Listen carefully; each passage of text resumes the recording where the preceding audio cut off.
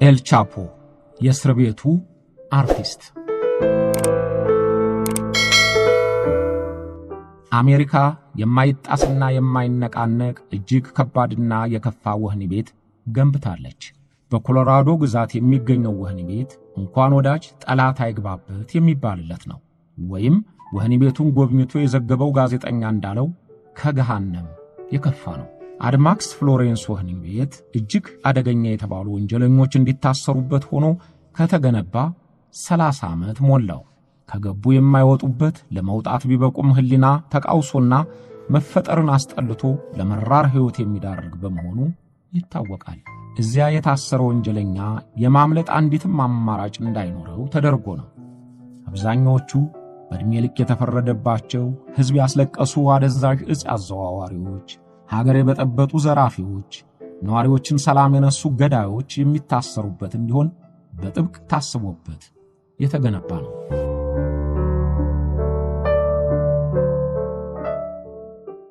አድማክስ ፍሎሬንስ ወህኒ ቤት በድርብ የኮንክሪት አጥር የተከበበ፣ ጠንካራ ብረት ተገጥግጦበት ከፍተኛ ኃይል በሚያሰራጭ የሽቦ አጥር የታጠረ ነው። ውጪው ብረት ለበስ ተሽከርካሪዎች በሚጠቀሙ ጠባቂዎች ይጠበቃል። አነፍናፊ ውሾችም በጥበቃው ይሳተፋሉ። በቴክኖሎጂ በታገዘ የሚቆለፉ በሮች የሚደረገውን ሁሉ እየቀረጹ በሚያስተላልፉ ካሜራዎችም የተሞላ ነው። 24 ሰዓት ሙሉ ታሳሪውን ለመጠበቅ በሚያስችል ቴክኖሎጂ እየታገዙ እስረኛውን ይቆጣጠራሉ። እስረኛው አልጋና መታጠቢያ በያዘችው ክፍል ውስጥ የሚያደርጋት እያንዳንዷ እንቅስቃሴ በቁጥጥር ስር ትሆናለች። ማንንም ለማግኘት አይቻልም። በተለይ ከሰው ተለይተው እንዲታሰሩ የሚደረጉት ለረጅም ጊዜ ማንንም ሳያናግሩና ሳያዩ ይቆያሉ። ምግባቸውን በርቀት መቆጣጠሪያ በሚላክ ጋሪ ይላክላቸዋል።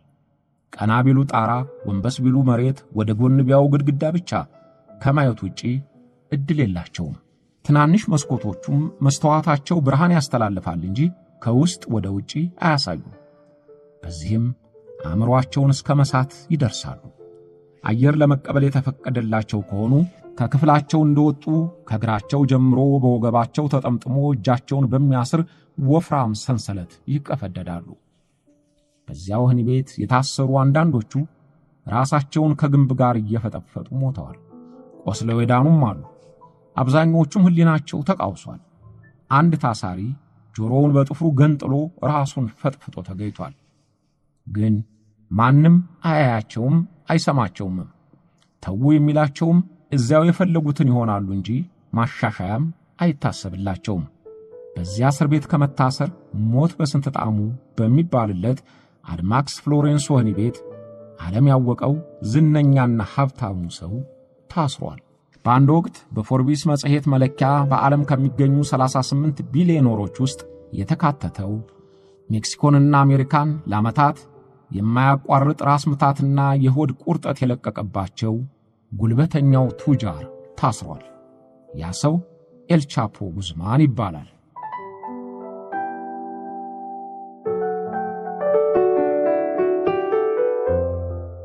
ኤል ቻፖ ገናናነቱንና ተግባሩን ተከትሎ የተሰጠው ስም እንጂ ሙሉ ስሙ ጃኩዊን ጉዝማን ሎራ ነው። ኤል ቻፖ ማለት ላቲን አሜሪካንን ትርምስምሱን ያወጣ፣ አሜሪካን እንደ ክፉ ቅዠት ሲያባንን የኖረ፣ ሜክሲኮን ሁለተኛውና ዳኛ የሌለው መንግሥት አድርጎ ቁም ስቅሏን ያሳያት ዕፅ አዘዋዋሪ ነው። 20 ዓመታት በሚቆጠር አደንዛዥ ዕፅ አዘዋዋሪነቱ ማንም ጫፉን የማይነካው ስፍር ቁጥር የሌለው የቢሊዮን ዶላር ባለቤትነቱ የፈለገውን ለማድረግ ኃይል የሰጠው አደገኛ የተባለ ሰው ነበር። ዘመናዊ የጦር መሳሪያ የታጠቁና የሰለጠኑ ታጣቂዎች ያደራጀ፣ በአይሮፕላንም በጀልባም ጥይት በማይበሳቸው መኪኖች ጭምር ለመጠቀም የበቃ ሀብታም ነበር። የአደንዛዥ ዕፅ ሕገወጥ ንግዱ ዋና ገበያው አሜሪካ የሲአይኤንና የኤፍቢአይ ባለሙያዎቿን አሰማርታ አድነዋለች። ግን አልቀናትም። የሜክሲኮ መንግሥት ለስሙ ያለ እንጂ ምንም ለማድረግ አቅም የሌለው፣ የሚገደሉ ዜጎቹን ማዳን የማይችል ያህያ ባል ሆኖ ወንጀልንም ለማቆም የማይችል ድኩም ያደረገውን ኤል ቻፖን ለመያዝ ልቡ እስኪወርድ ደክሟል። ጎረቤቶቹን የጎበዝ ያለህ እርዱኝ ብሎ ተማጽኗል። ግን በቀላሉ ሊቆጣጠረው አልቻለም። አልቻፖ በየጊዜው ከተነሱት ያደንዛዥ ዕፅ አዘዋዋሪዎች ከነስኮባር ጭምር የበለጠ አሳንደላ ሰው ድንጋይ እየተሞለጨለጨ ያዝነህ ሲሉት እያፈተለከ ያስቸገረ ጉልበተኛ ነበር። በሺዎች የሚቆጠሩ ሰዎች በሱ ምክንያት ተገድለዋል። በአደንዛዥ ዕፅ አዘዋዋሪዎች እስር ታሪክ ተአምር በሚባል ደረጃ ኤልቻፖ በተደጋጋሚ ከእስር ቤት እያመለጠ የታሰረ አጭሉግ ወንጀለኛ በመሆኑ የሚታወቅ ሆኗል። ኤልቻፖ የተወለደባት ሜክሲኮ የአደንዛዥ ዕፅ ዝውውር ሥራውን መነሻ ትሁን እንጂ ንግዱ በበርካታ ሀገሮች ተዳርሷል። በትምህርቱ ብዙም አልገፋም። አባቱም የአደንዛዥ ዕፅ የሚሸጥ ስለነበረ ገንዘብ በትምህርት ብቻ ሳይሆን በሕገወጥ ንግድ እንደሚገኝ ትምህርት ሆኖታል። አባቱ በወንጀሉ 10 ዓመት ሲፈረድበት አልቻፖ የአባቱን ፈለግ ተከተለ። ገና በ15 ዓመቱ አደንዛዥ ዕፅ እየሸጠ ራሱን በገንዘብ አደራጀ። ኤልቻፖ አደንዛዥ ዕፅ ለምን መሸጥ እንደጀመረ ተደብቆበት ከነበረበት ቦታ እንዲያነጋግረው ለፈቀደለት ጋዜጠኛ ነግሮታል። ዕፅ እንደሚያደነዝዝ የታወቀ ነው። ግን እንዳለመታደል ባደግኩበት አካባቢ ሕይወትን ለማቆየት ሌላ አማራጭ አልነበረም። ለመኖር የሚያስችል ገቢ የምናገኝበት ሥራ አልነበረንም።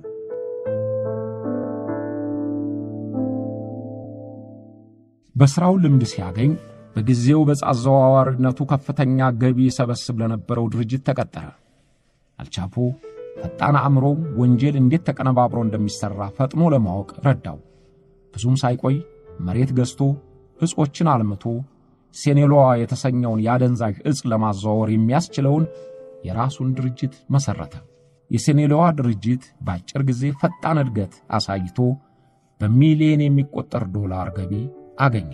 በባህር በየብስና በምድር እያሰረገ የሚያከፋፍለው ውድ የተባለ ዕፅ በፍጥነት ባለሀብት አደረገው።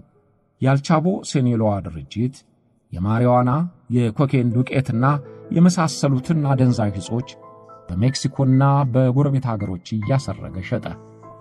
ሐሰተኛ ገንዘብም ያትማል። ሴኔሎዋ የአደንዛዥ ዕፅ ዝውውርን የሚያመቻቹ ደላሎች ቀጥሯል። ዘመናዊ የጦር መሳሪያ የታጠቁ ታጣቂዎችም አደራጅቷል። እነዚያ ጥይት በማይመታው መኪና ጭምር የተደራጁት ታጣቂዎች ለአደንዛዥ ዕፅ ዝውውር እንቅፋት ናቸው የተባሉትን በግድያ የማስወገድም ግዳጅ ተቀብለዋል። በመንገዳቸው ላይ የቆሙ ነዋሪዎችም የሆኑ የመንግሥት ሹማምንት፣ የጸጥታ ኃይሎች ጭምር ከአልቻፖ ታጣቂ ቡድን ሰይፍ ሊያመልጡ አይችሉም። በአደንዛዥ ዕፅ አዘዋዋሪዎችም መካከል በሚደረገው የኔ በልጥ ፉክክር እስከ መጠፋፋት ስለሚደርሱ ታጣቂ ቡድኑ የመከላከልም የማጥቃትም ግዳጁን ለመፈጸም በተጠንቀቅ ይዘጋጃል። በተሳሳተ መረጃ በስህተት ወይም ከጸጥታ ኃይሎችና ከዕፅ አዘዋዋሪዎች ጋር በሚደረግ የተኩስ ልውውጥም በተባራሪ ጥይት የካቶሊኩን ጳጳስ ጨምሮ ከ3000 በላይ የሚቆጠሩ ዜጎች ሞተዋል።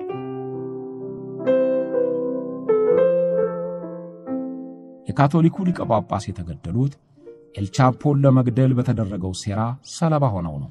አዘዋዋሪው አርላኖ ፌሊክስ የአልቻፖ ዋና ተቀናቃኝ ሆኖ ሊያስገድለው ታጣቂዎቹን አሰማራ። ለፌሊክስ ታጣቂዎች ኤልቻፖ በአይሮፕላን ሊበር ወደ አይሮፕላን ጣቢያ እንደሚሄድ መረጃ ደርሷቸው አድፍጠው እየተጠባበቁ ነበር። በዚያው ሰዓት ጳጳሱ ከአይሮፕላን ወርደው አይነቷና ቀለሟ ተመሳሳይ ነው ባሏት መኪና ተሳፍረው ጉዞ ሲጀምሩ የጥይት መዓት ፈሰሰባቸው። መኪናቸው ተበሳስታ ከነሾፌራቸው ተገደሉ። አልቻፖ አመለጠ። በሱ ምክንያት በተከፈተው ተኩስ ከጳጳሱ ጋር ከ6 ሰዎች በላይ ተገደሉ። ብዙ ጊዜ የሜክሲኮውያን ሕይወት እንዲህ ነው። ዜጎች ወጥተው ለመግባታቸው እርግጠኛ አይሆኑ። ወንጀለኞች የሚበዙባት ከተማ ሁልጊዜም ለነዋሪዎቿ ጭንቅ ናት። ወንጀለኞች ገንዘብም ጉልበትም ሲሰማቸው የፍርሃት ቆፈን የሚጨመድዳት ከተማዋን ነው።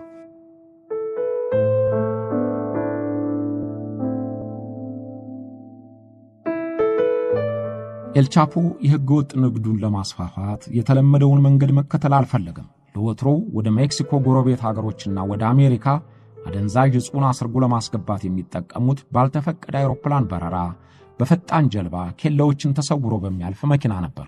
ኤልቻፖ እነዚህ መንገዶች በጥብቅ እየተጠበቁ የሚፈልገውን ያህል ለመንቀሳቀስ አላስቻሉትም። ስለዚህ የመሬት ውስጥ ለውስጥ መተላለፊያ ዋሻ የመጠቀምን አስፈላጊነት ተግባራዊ ለማድረግ ወሰነ። በሙያቸው አንቱ የተባሉና የተካኑ መሐንዲሶችን ቀጠረ። የውስጥ ለውስጥ መተላለፊያው ቁፋሮም ተጀመረ። ሥራው ሲጠናቀቅ ከሜክሲኮ ወደ አሜሪካና ሌሎች የላቲን አሜሪካ ሀገሮች ያደንዛዥ ዕፅ ዝውውሩን አጧጧፈ። ከዚያ ወዲያ ዶላር ባካፋ እንደ መዛቅ አይነት ሆነለት። የእርሱ ድርጅት ሴኔሎዋ በ5 አህጉራት በ50 ሀገሮች ንግዱን ለማስፋፋት ቻለ። አሜሪካና ሜክሲኮ ያልቻፖን እንቅስቃሴ ለማስቆም በትብብር ቢሰሩም አልቻሉም። ጎረቤት ሀገር ጓቲማላም ካምቦዲያም ተጨመሩበት። ግን እንኳን ሜክሲኮን ሊታደጓት የራሳቸውን የዕፅ አዘዋዋሪዎች የወንጀል ተግባር ሊቆጣጠሩ አልቻሉም። ኤልቻፖ አብዛኛውን ስርጭት በጓቲማላ በኩል አድርጎ በነበረበት ወቅት በድንገት በጓቲማላ የጸጥታ ኃይሎች ተያዘ። ከሚስቱና ከአራት ጠባቂዎቹ ጋር የተያዘው ኤልቻፖ ለሜክሲኮ ተላልፎ ተሰጠና አልሞሊያ እስር ቤት ታሰረ። የወንጀል ድርጊቱም ስለተረጋገጠበት የ20 ዓመታት እስራት ተፈረደበት። ገንዘቡም ጠመንጃውም ያለው ኤልቻፖ ወህኒ ቤት ለርሱ እንደሌላው ሰው አሰቃቂ ሊሆን አይችልም። የእስር ቤት ጠባቂዎቹን በረብጣ ዶላር ፈነገላቸውና የፈለገውን የሚያገኝበት ንግዱን የሚመራበት ቦታ አደረገው። በተለይም የወህኒ ቤቱ ምክትል ኃላፊ ዶማስ ላፔዝ ጠባቂው ሳይሆን አሽከር ሆነ። ጥቅም የብዙዎችን ሕሊና ሰብሮ ሙያቸውን እንዲረግጡት ሲያደርግ ተደጋግሞ ይታያል። ዶማስ ላፔዝም መንግሥት ወንጀለኞችን እንዲጠብቅ ቢመድበው የወንጀለኞች አገልጋይ ሆኖ አረፈው። በየወሩ ሞቅ ያለ ደሞዝ ቆረጠለት። ቤትና መኪና ገዝቶ ሰጠው። ሌሎችም ጠባቂዎች ያልቻፖ ገንዘብ ኪሳቸውን ስለሚሞላላቸው ሲልካቸው ወዴት ሲጠራቸው አቤት የሚሉ ታዛዦች ሆኑ። የወህኒ ቤት አኗኗሩን እንደ ንጉሥ ለማድረግም ተመቸው። ውድ የሆኑ ምግቦች፣ መጠጦች በፈለገበት ጊዜ ሁሉ ይመጣለታል። ሚስቱና ሌሎች ፍቅረኞች አብረውት ውለው ያድራሉ። ሞባይል ስልክ በድብቅ እየተሰጠው ሕገወጥ ንግዱን በቀጥታ ከወህኒ ቤት ይመራል። ዕቅዱ ተግባራዊ መሆኑን ያረጋግጣል። እርምጃ የሚወሰድበትን ሰው ይወስናል። የሕገወጥ ንግዱ እንቅስቃሴ አልተዳከመም። እንዲያውም ገቢው ካልታሰረበት ጊዜ የተሻለ ሆኖ በወር እስከ $20 ሚሊዮን ገቢ አፈሰሰለት።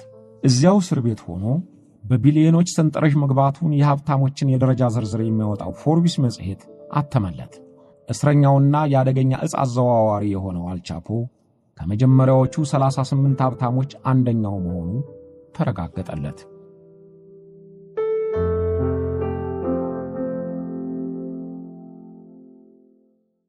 ከ18 ወራት እስር በኋላ የሜክሲኮ ጠቅላይ ፍርድ ቤት ወንጀለኞችን ወደ አሜሪካ አሳልፎ የመስጠት ደንብ አጸደቀ። ያ ደንብ መጽደቁ አልቻፖን ክፉኛ አስደነገጠው። በእጅጉ የሚጠላት ግን የንግዱ ዋና ገበያ የሆነችው አሜሪካ ተላልፎ እንዲሰጣት ደጋግማ ጠይቃ ነበር። ግን የሜክሲኮ መንግሥት ሳይስማማ በመቅረቱ አልተቻለም። አልቻፖ አሜሪካ ካገኘችው እንደማትለቀው ያውቃል። እንደ ሜክሲኮ እስር ቤት በስልክ እያዘዘ ንብረቱን ሊያስፋፋና ሊጠብቅም አይችልም። ስለዚህ ከዚያ ወህኒ ቤት በፍጥነት የሚያመልጥበትን ዘዴ መቀመር ነበረበት። ወዳጁና ቀኝ እጁ ዳማስ እንደሚተባበረው ያውቃል። የሚያስጎመሽ የዶላር ቁጥር አስታቀፈውና ለማምለጥ እንዲተባበረው ጠየቀው። ተስማማለት። የፖሊስ ኃላፊው ዳማስ ዋና ተግባር በሱ ክፍል አካባቢ ያሉትን ጠባቂዎች እንዲቀነሱ ማድረግ ነው። ዋናው የማምለጥ ሂደት የሚፈጸመው ቺቶ ከሚባለው ወጣት ጋር ነበር። ቺቶ የእስረኞችን የቆሸሸ ልብስ ከየክፍሉ እየሰበሰበ ውጭ ካለው ላውንደሪ የሚወስድ የወህኒ ቤቱ ሰራተኛ ነው። ኤልቻፖ የቺቶን ኪስ በዶላር ሲያስጨንቀው ለመተባበር ደስተኛ ሆነለት። ጥር 12 ቀን 1993 ዓ.ም ቺቶ የቆሸሸ ልብሶቹን ማጠራቀሚያ ጋሪ ይዞ ወደ እስር ክፍሎቹ ዞረ። አልቻፖ ቲቾ ወደ እርሱ ሲጠጋለት ቆሻሻ ልብሶቹን ከላይ ለብሶ በጋሪው ውስጥ ጥቅልል ብሎ ተኛ። የቺቶ እንቅስቃሴ የተለመደ ስለሆነ ጠባቂዎቹን ፈትሸው አላሉም፣ ወይም በጉቦ የተለቆሙ ይሆናሉ። ቺቶ ጋሪውን እየገፋ ከእስር ቤቱ ውጭ ሲደርስ መኪና ሲጠብቃቸው አገኙ። አመለጡ። ኤልቻፖ ከ18 ወራት እስራት በኋላ አመለጠ። ከተወሰነ መንገድ በኋላ ሌላ መኪና ተቀበላቸው።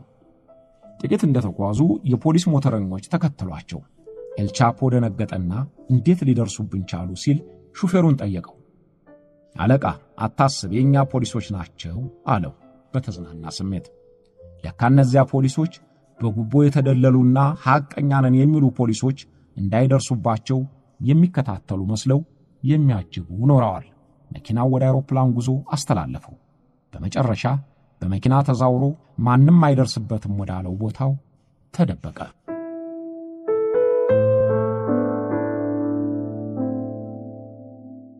ኤልቻፖ ለሚቀጥሉት 13 ዓመታት እጥ ግባ ሰምጥ የገባበት ጠፋ። አንዳንድ ጊዜ ታይቷል በሚባልበት ቦታ ሲደርሱ አይኖርም፣ ወይም አጃቢዎቹ ተታኩሰው ያስመልጡታል። ኤልቻፖ አብዛኛውን ጊዜ የሚኖረው በተራራ ላይ በሚገኘው ጫካ ውስጥ ባሰራቸው ቤተ መንግሥት የመሳሰሉ የተለያዩ ቪላዎች እንደነበረ የታወቀው በኋላ ነው።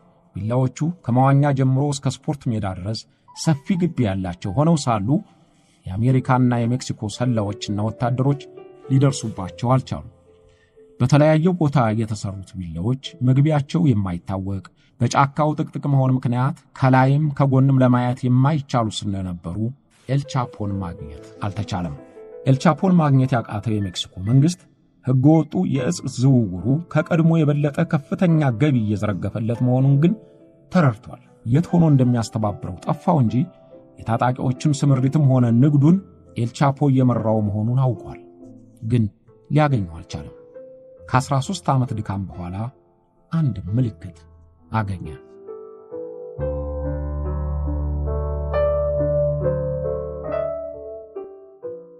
የመንግሥት ወታደሮች እንደከበቧቸው ረዳቱ ሲነግረው ኤልቻፖ ሚስቱን ረዳቱንና ምግብ አብሳውን አስከትሎ ወደ መታጠቢያ ቤቱ ገባ። በመታጠቢያ ቤቱ ባለው መስተዋት ጀርባ ከግንቡ ላይ የምትታይ ትንሽ ቀዳዳ በስክሪፕቶ ጫፍ ሲጫኗት የመታጠቢያ ገንዳው ይከፈታል። በገንዳው ትይዩ ወደ ታች መውረጃ ደረጃና ተያይዞ የመሬት ውስጥ መተላለፊያ ተቆፍሯል። ኤልቻፖና ተከታዮቹ በዚያ መተላለፊያ አመልጠው ከዋሻው ወጡ። ለካ ከመታጠቢያ ቤቱ ጋር የተያያዘ የዋሻ መተላለፊያ ተገጥሞ ኖሯል። ወታደሮቹ መታጠቢያ ቤት ሲገቡ የሆነውን ተገነዘቡ። ያን ጊዜ ደግሞ ኤልቻፖ ርቆ ሄዷል። ወታደሮቹ የሆነውን ላለቆቻቸው ሲያስተላልፉ ኤልቻፖ ሊሄድበት ይችላል ያሏቸውን መንገዶች በሙሉ ተቆጣጠሯቸው። ኤልቻፖ ከዋሻው እንደወጣ በተዘጋጀለት መኪና ሆኖ ሊጠረጠር አይችልም ወዳለው የቱሪስቶች መናኸሪያ በሆነው የባህር ዳርቻ ማዝናኛ ሄዶ ማይማር ሆቴል አልጋ ያዘ። ኤልቻፖ ያ ቦታ የማይጠረጠር መሰለው እንጂ የመገናኛ መስመሩን መጠለፉን አልጠረጠረም። ማንኛውም የድምፅ ግንኙነቱ ለጸጥታ ክፍሉ ስለሚደርስ ያለበትን ቦታ ለማወቅ አላስቸገራቸውም። የተከታታዩ ጥምሩ ኮሚቴ ከረዳቶቹ ጋር ግንኙነት ሲጀምር ያለበትን ቦታ አወቁት። ማይማር ሆቴል የአልጋ ክፍል ቁጥር 401ን በርግደው ገቡ። ይደርሱብኛል ብሎ ያልጠረጠረው ኤልቻፖ ከሚስቱ ጋር እየተዝናና ነበር። ወታደሮቹ ሰብረው ሲገቡ ሚስቱን አልጋ ላይ፣ ኤልቻፖን በመታጠቢያ ቤቱ በር ስር ራቁታቸውን አገኟቸው። ከ13 ዓመታት ፍለጋ በኋላ ኤልቻፖ ተያዘ። የግንኙነት ኔትወርኩን አሳልፎ በሰጠበት ባልደረባው ምክንያት በቁጥጥር ስር ውሎ አልቲፒኖ እስር ቤት ተወረወረ። የሜክሲኮ መንግሥት በፎይታ መንፈስ አገኘ ነው የሚል መግለጫ ሰጠ። አሜሪካም እፎ ያለች።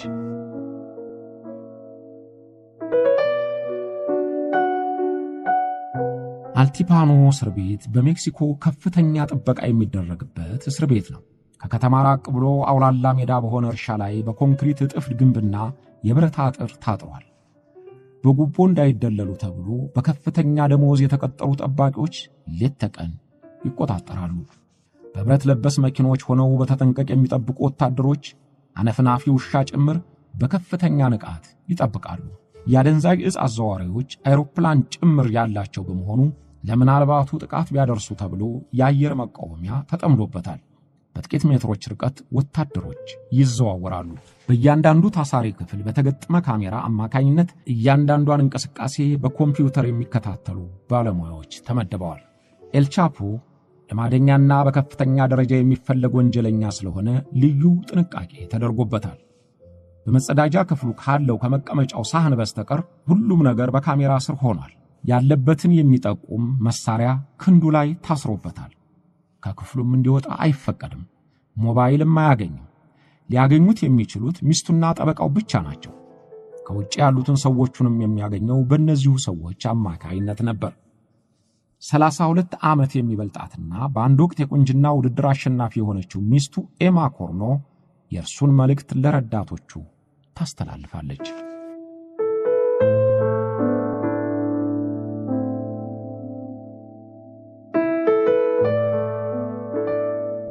ለአሜሪካ ተላልፎ የመሰጠቱ ዕድል ስላለ ኤልቻፖ እጅግ ተጨነቀ። ሰዎቹ ከዚያ እስር ቤት እንዲያወጡትም ፈለገ። ግን እንዴት? ኤልቻፖ የቀድሞ የፖሊስ ጓደኛውን ዳማስ ላፔዝን አስታወሰ። ዳማስ ላፔዝ ከ13 ዓመታት በፊት ኤልቻፖን ከእስር እንዲያመልጥ ረድተሃል ተብሎ ከሥራ ተባርሮ ስለነበረ ገቢ አልነበረውም። ለላፔዝ የሚወደውን ዶላር አስታቅፎ በእርሱ ምትክ የቡድኑ መሪ እንዲሆን መደበው። ላፔዝ ተስማማ። የወንጀለኞች ጠባቂዎች ኃላፊ የነበረው ላፔዝ በአንድ ጊዜ በዓለም ትልቁ የወንጀለኞች ድርጅት አዛዥ ሆነ። ላፔዝ የእስር ቤቱን የሴኩሪቲ ሲስተም ስለሚያውቀው ለማስመለጥ ለሚደረገውም ዕቅድ አስፈላጊ ነበር።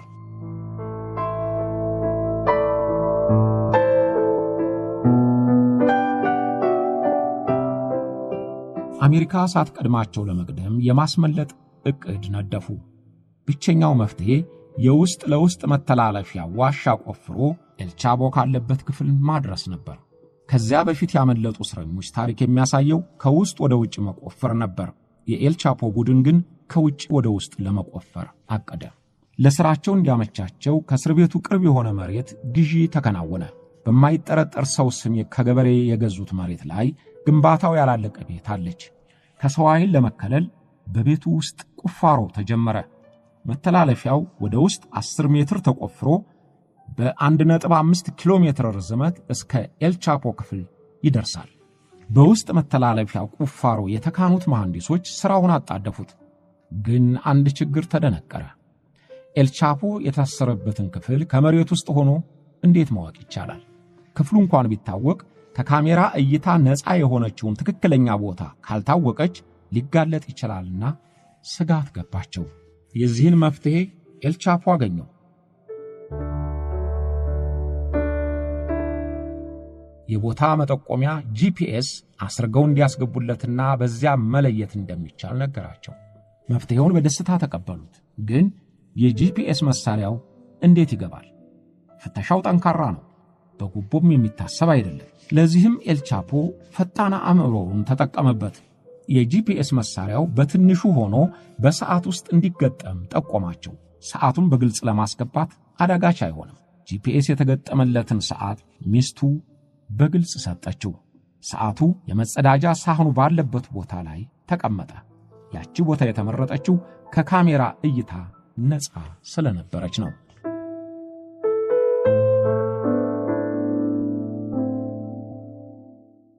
ቁፋሮው በፍጥነት ተጀመረ።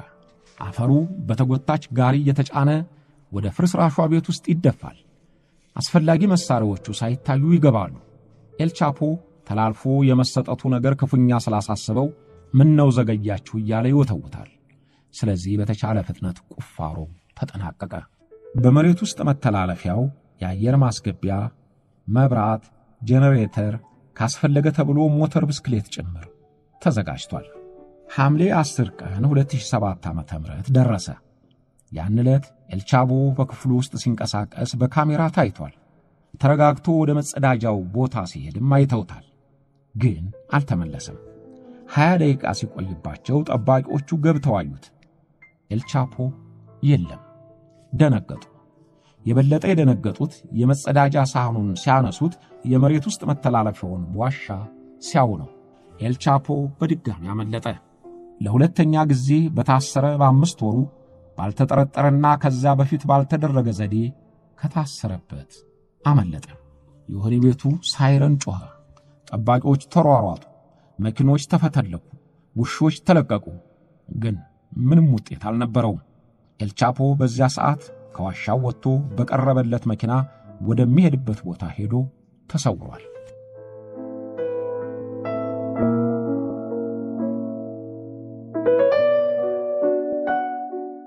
የሜክሲኮ መንግሥት ክፉኛ ደነገጠ። ከሳምንታትም በፊት ወንጀለኛውን ይዘነዋል፣ ከመንግስት እጅ የሚያመልጥ የለም እያሉ ለሕዝባቸው እንዳልፎከሩ ሁሉ ማምለጡ ሲሰማ ተሸማቀቁ። አሜሪካ ገንዘብና የሰው ኃይል መደባ ያሳሰረችው ጠላቷ በማምለጡ ተበሳጨች። አሳልፋችሁ ብትሰጡ ይኖሮ ይሄ ሁሉ አይደርስም ነበር እያለች የሜክሲኮን መንግስት ወቀሰች። እንደ ኤልቻፖ ያለ ጉልቤ ወንጀለኛ ሲያመልጥ የበቀል እርምጃ ሊወስድ ይችላል ስለሚባል ብዙዎች ኃላፊዎችን ያስጨንቃል። ስለዚህ የመንግስቱ መሪዎችና የፍትህ ኃላፊዎች ሁሉ ተደናገጡ። የኤልቻፖ ማምለጥ የእርሱን የማይደፈርና የማይገሰስ ጉልበትና አቅም እንደማሳያ ሆነ። ከዚያ በፊት 2 ጊዜ በከፍተኛ ጥንቃቄ በሚጠበቅ እስር ቤት ታስሮ ያመለጠ መኖሩ አይታወቅምና ኤልቻፖ ታምረኛ ሆኖ ታየ። የሜክሲኮን መንግስት ግን በእጅጉ አሳነሰው። በሚቀጥሉት 5 ወራት ኤልቻፖ የት እንደሆነ አየሁ የሚል ጠፋ። አሜሪካ ለጠቆመኝ $3.5 ሚሊዮን እሰጣለሁ ብትልም ሁሉም ጎመን በጤና ብሎ ዝም አለ።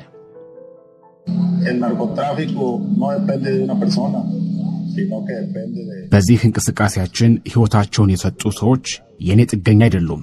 ማንም ሰው የማጋፈጥ ሐሳብ የለኝም። የማደርገው ነገር እግዚአብሔርን መለመን ነው። ሁሉም ነገር በትክክል እየሄደ ነው። አምላክ ይመስገን እዚህ ይገኛለሁ።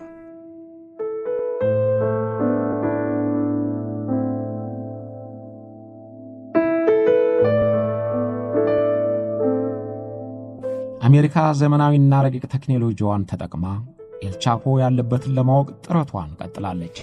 ከሜክሲኮ የደህንነት ሰዎች ጋር ሆነው መደበቂያዎቹ ሊሆኑ ይችላሉ ያሏቸውን ቦታዎች በአይነ ቁራኛ ይከታተላሉ። የኮሙኒኬሽን መሳሪያዎቻቸውን በሚጠረጥሩት ቦታዎች ሁሉ አጠመዱ። አንድ ቀን ያልተለመደ ድምፅ ተጠለፈ። አያታችሁና አክስታችሁ ስለሚመጡ ተዘጋጁ የሚል መልእክት ነበረበት። የመረጃ ተንታኞቹ አያት የተባለው ኤልቻፖ ሊሆን ይችላል ብለው ከፍተኛ ጥርጣሬ ያደረባቸው። ስለዚህ በዚያ ቦታ ልዩ ትኩረት ሰጥተው ዙሪያ ገባውን ተከታተሉት። በሦስተኛው ቀን 3 መኪኖች ተከታትለው ወደሚጠረጠረው ቤት ገቡ። ማንነታቸውን ግን መለየት አልተቻለም። ቤት ውስጥ የሰው እንቅስቃሴ አይተዋል፣ ግን ኤልቻፖ መኖሩን ሊያውቁ አልቻሉ። ዘግይቶ ንግግራቸውን ሰሙ። አንደኛው ድምፅ የኤልቻፖ መሆኑን የጠለፈላቸው መሳሪያ አረጋገጠላቸው። እንደተለመደው በድንገት ሳይሰወርባቸው ኮማንዶዎቹ ቤቱን ጥሰው እንዲገቡ ታዘዙ። ኮማንዶዎቹ ወደ ቤቱ ሲዘልቁ ታጣቂዎቹ በተኩስ ተቀበሏቸው። ድብልቅልቅ ያለ ተኩስ ሆነ። 5 ታጣቂዎች ሲገደሉ በከፍተኛ ጥንቃቄ የተሰማሩት ኮማንዶዎች ግን አልተጎዱም። ጠጣሩንና ጥብቁን የውስጡን በር ቶሎ ለመክፋት ግን አስቸገራቸው። 8 ደቂቃ ታግለው ሰብረው ሲገቡ አንድም ሰው አልነበረም። ኤልቻፖ አመልጧል። ለ3ኛ ጊዜ አመለጠ።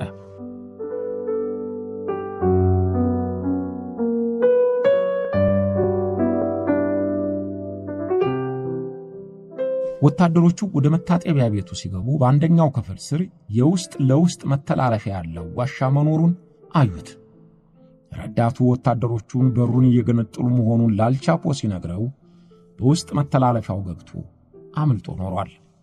ኤልቻፖ የሚገባባቸው ቤቶች ሁሉ የውስጥ ለውስጥ መተላለፊያ ያላቸው ኖረዋል። ማምለጡ እንደተሰማ አካባቢው በተጨማሪ ኃይል ተወጠረ። ኤልቻፖ ከረዳቱ ጋር ሆኖ ከዋሻው ወጥቶ መንገዱ ደረሰ። የቆመች መኪና አስነስተው ነዱ። አቅጣጫና እይታ ለመለወጥ ሌላ መኪና ለመውሰድ ሲዘጋጁ መኪናዋ የተበላሸች ሆነች። በዚያ ወቅት ደግሞ በጥበቃ ላይ ያሉና የሚጠረጠሩትን ሁሉ እንዲጠይቁ ከታዘዙ 4 የፌደራል ፖሊሶች ጋር ተገጣጠሙ። ቁሙ አሏቸው። ኤልቻፖ በሚሊዮን የሚቆጠር ዶላር እንደሚያስታቅፋቸውና እንዲለቋቸው ለማግባባት ሞከረ።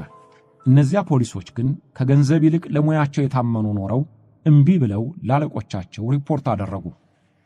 ኤልቻፖ ማግባባቱን ወደ ማስፈራራት ለወጠው። ካለቀቃችሁን ሚስቶቻችሁና ልጆቻችሁ እፊታችሁ ይገደላሉ፣ ይገረፋሉ አላቸው። አልሰሙትም። በዚያን ጊዜ እንደዚህ አይነቱን ትዕዛዝ መስማት የሚያስደነግጥ ቢሆንም አልሰሙትም። በቅርባቸው ወደሚገኘው ሆቴል ከረዳቱ ጋር ወሰዱት። ወዲያው ጠመንጃ ያነገቡ ቡድኖች በመኪና ደረሱ። ኤልቻፖ የያዙትን ፖሊሶች አሁን ዋጋችሁን ታገኛላችሁ ብሎ ፎከረባቸው። የራሱ ታጣቂዎች መስለውት ነው። ግን ኮማንዶዎች ኖረዋል። ኤልቻፖ ተያዘ። ለሶስተኛ ጊዜ በእጁ ሰንሰለት፣ በእግሩ እግር ብረት ተጠለቀለት።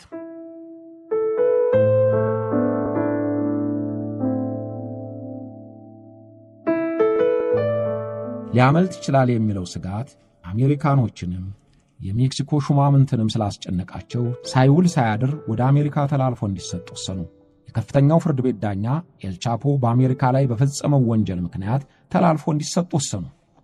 እኛ ዳኛ ኤልቻፖ ወደ አሜሪካ ከመጓጓዙ በፊት በታጣቂዎቹ ተገደሉ። ግድያው ለመበቀል እንደሆነ እንጂ የኤልቻፖን ወደ አሜሪካ መሄድ አላስቀረውም። ኤልቻፖ በዝግ መኪና ተሳፍሮ ወደ አውሮፕላን ጣቢያም ሆነ ወደ አሜሪካ ሲወሰድ ግልጽ አልሆነለትም። ኒውዮርክ ሲደርሱ የት ነው ያለሁት ብሎ አሳሪውን ጠየቀው። ኒውዮርክ መሆኑ ሲነገረው ክፉኛ ደነገጠ። ዓይኑም እንባ ቀረረ። ድንጋጤውና የእንባው ማቅረር በተነሳው ፎቶግራፍ በግልጽ ይታያል። ለዓመታት ስታባረረው የነበረውን ጠላቷን እጇ ስታስገባ አሜሪካ ተረጋጋች። ኤልቻፖ የፈራው አልቀረም። በኒውዮርኩ ፍርድ ቤት በአደገኛ ዕፅ ማዘዋወር፣ ሕገወጥ ንግድ በማካሄድ ሐሰተኛ ገንዘብ በማተምና በሺዎች በሚቆጠሩ ሰዎች ግድያ ተከሰሰ። በሁሉም ክሶች ጥፋተኛ ነህ ተባለ። ምህረት የማያሰጥ የዕድሜ ልክ እስራትና ተጨማሪ 30 ዓመታት እስር ተፈረደበት። ዕድሜ ልክ ከታሰረ በኋላ እንደገና 30 ዓመታት። ይህ የአሜሪካ ሕግ ነው። ከዚያ ውሳኔ በኋላ ነው ኤልቻፖ አድማክስ ፍሎሬንስ ወህኒ ቤት የተወረወረው። በከፍተኛ ወንጀለኛነት የተፈረደባቸውን በጥብቅና አሰቃቂ አያያዝ የሚጠብቀው እዚያ ከመታሰር ገሃናም የተሻለ ነው የሚባልለት እስር ቤት ተወረወረ። ማንንም ሳያገኝ 4 ዓመታቱን አስቆጥሯል።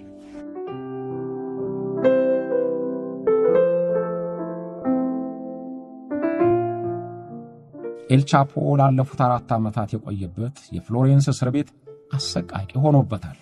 ከ3 ዓመታት እስር በኋላ የተፈታችው ሚስቱ እንድታገኘው መንታ ሕፃናት ልጆቹንም ለማየት እንዲችል ለፍርድ ቤት ያቀረበው ማመልከቻ እስካሁን መልስ አላገኘም። ሴኔሎዋ እርሱ በሌለበት እንቅስቃሴው አልተቋረጠም። ስለዚህ የሥራ መሪ ነው ተብሎ ልጁ ስለተጠረጠረ ታስሯል።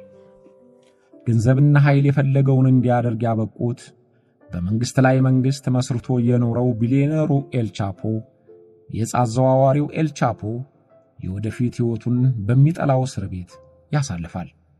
ገንዘቡና ዕውቀቱ ከዚያ ገሃነመ እስር ቤት ለማውጣት እስካሁን አልረዱትም።